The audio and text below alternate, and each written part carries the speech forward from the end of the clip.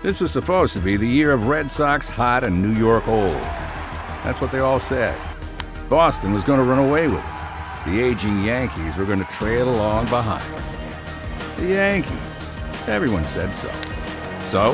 So now both are answering questions. The Yankees about staying on top, and the Sox about having to claw back from an ice-cold start. You just know when these two great rivals meet, you throw the script out the window. The bad news never seems to matter.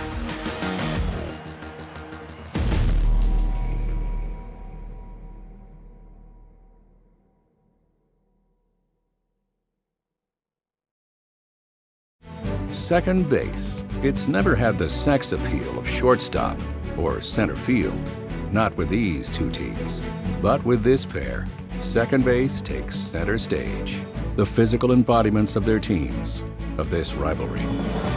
Ease, flair, grace, Yankee. Effort, fight, grit. Red Sox. Two winners, two baggers. NASCAR's back, and we're there in Daytona for a pair of races on the high banks, the Gatorade Duel.